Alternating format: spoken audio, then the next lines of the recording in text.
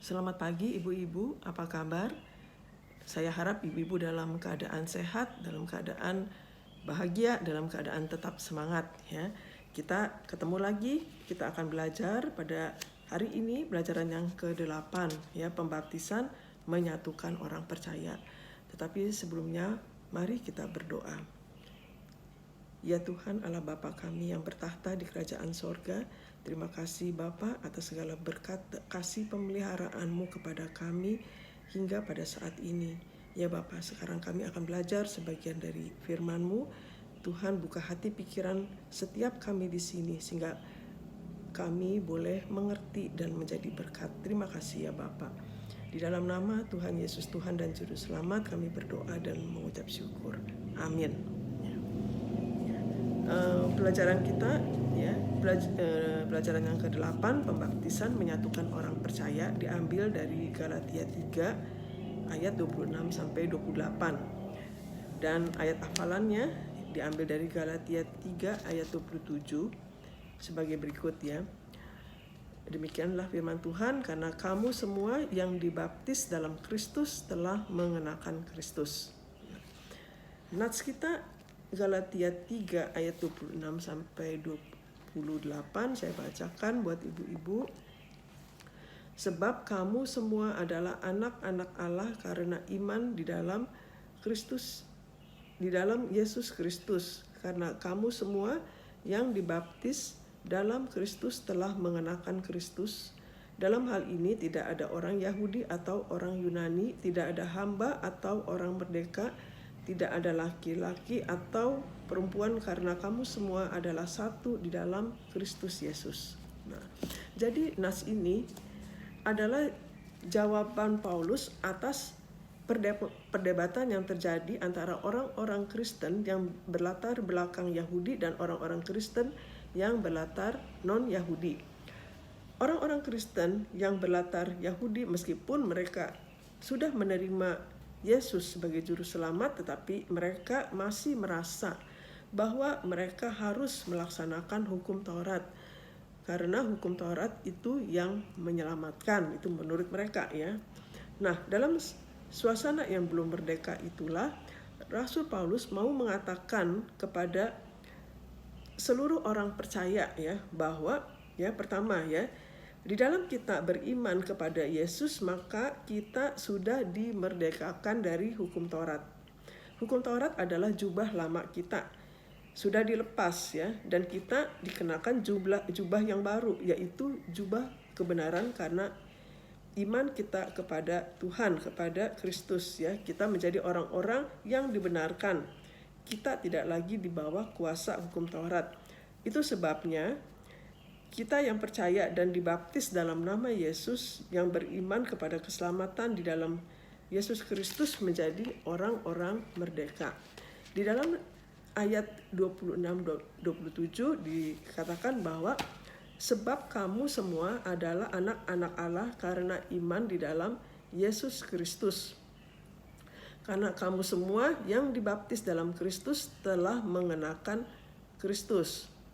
Nah, jadi di situ ada kata sebab kamu semua ya. Karena kamu semua ada kata-kata anak Allah ya. Kata-kata kamu semua menunjuk kepada orang percaya ya. Sedangkan kata anak-anak Allah menunjuk kepada hak istimewa ya. Jadi sebagai anak ada hak istimewa ya, yang diberikan Allah kepada orang percaya, yaitu sebagai anak ada ahli waris, sebagai ahli waris ya, yang berhak menerima janji-janji Allah ya. Dalam Roma 8 ayat 17 dikatakan, dan jika kita adalah anak, maka kita juga adalah ahli waris. Maksudnya orang-orang yang berhak menerima janji-janji Allah. Nah, jadi ketika kita orang-orang yang percaya menyaksikan baptisan ya, kita melihat bahwa ada seorang baru ya, yang menanggalkan kehidupan lamanya dan mengenakan Kristus. Jadi baptisan untuk menunjukkan orang percaya memiliki hak yang sama di mata Allah. baptisan merupakan penggambaran penyatuan seseorang dengan Kristus. Jadi kita ya orang percaya dengan orang yang dibaptisan itu adalah bersaudara di dalam Kristus. Itu ya. Nah, jadi ya baptisan juga merupakan ya kesaksian ya atau proklamasi bahwa dirinya percaya atau beriman kepada Yesus ya, dan menjadi satu dengan jemaat-jemaat yang lain sekalipun berbeda-beda latar belakang ya. Kemudian ya hal kedua yang ingin dikatakan oleh Rasul Paulus ya, bahwa di dalam iman kepada Yesus kita menjadi anak-anak Allah. Dan orang beriman kepada Yesus tidak semata-mata sebatas menjadi anak-anak Allah. Sesungguhnya merekalah yang sejatinya adalah anak-anak Abraham. Karena Abraham bukan dibenarkan karena hukum Taurat. Iman Abraham diperhitungkan. Iman Abraham ya diperhitungkan bukan karena dia melaksanakan hukum Taurat ya, tetapi kebenaran Abraham dibenarkan karena dia beriman kepada Allah. Hukum Taurat itu ada 430 tahun setelah Abraham. Dan Abraham dibenarkan bukan karena itu. Ya, jauh sebelum hukum Taurat ada, iman Abraham telah diperhitungkan. Ya. Itu sebabnya orang-orang yang beriman kepada keselamatan Yesus, mereka itulah yang sesungguhnya adalah anak-anak Abraham di dalam iman. Ya, jadi dan melalui pembaptisan maka orang tersebut telah menjadi keturunan rohani dari Abraham. Nah, hal ketiga yang ingin dikatakan Rasul Paulus ya, di dalam iman kita kepada Kristus yang memerdekakan kita dari hukum Taurat ya, tidak ada lagi diskriminasi ya. Tidak ada lagi orang Yahudi, orang Yunani, tidak ada lagi hamba atau orang merdeka, tidak ada lagi laki-laki atau perempuan, tidak ada lagi suku bangsa, ras. Ya, karena kita semua adalah satu di dalam Kristus Yesus. Ya, jadi semua memiliki penerimaan yang sama di mata Allah. Ya. Oleh karena itu di dalam Yesus Kristus, ya mari kita saling menghargai, saling menghormati. Kita sama-sama merdeka di dalam Tuhan. Maka baptisan adalah wujud nyata menyatukan semua orang dengan latar belakang apapun adalah sama di mata Allah. Semua yang beriman kepada Kristus dijadikan satu di dalam Kristus. Ya, itu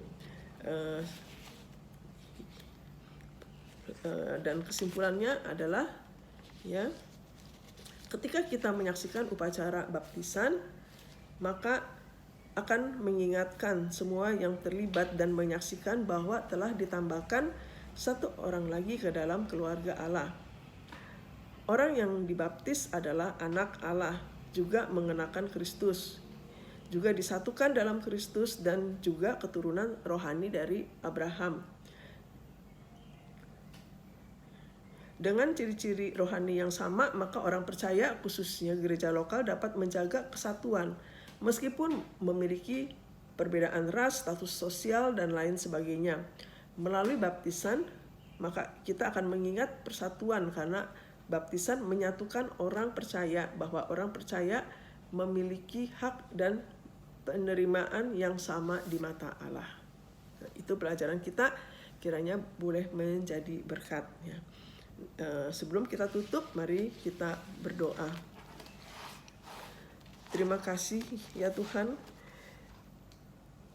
untuk firman-Mu pada saat ini. Kami percaya sungguh bahwa Engkau akan tetap menggenapi setiap janji-Mu dalam hidup kami. Dan kami akan tetap Engkau pelihara ya Tuhan menurut kasih karunia dan rahmat-Mu. Mampukan kami ya Tuhan untuk melewati setiap proses hidup yang Tuhan izinkan bagi kami dan layakkan bagi kami supaya kami tetap layak disebut anak-anak-Mu. Terima kasih ya Tuhan. Di dalam nama Tuhan Yesus, Tuhan dan Juru Selamat, kami berdoa dan mengucap syukur. Amin.